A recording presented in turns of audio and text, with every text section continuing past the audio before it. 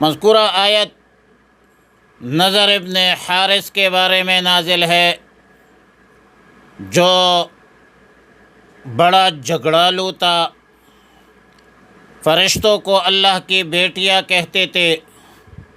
قرآن کریم کو گزشتہ امتوں کے افسانے کہتے تھے، بس بعد الموت کا منکر تھا۔ رواہ ابن ابی حاتم عن ابی مالک کذا فی المظہری۔ نزول آیت کا تعلق اگرچہ فرد خاص کے ساتھ ہے مگر حکم میں عموم ہے، اور ان سب لوگوں کو شامل اور متناول ہے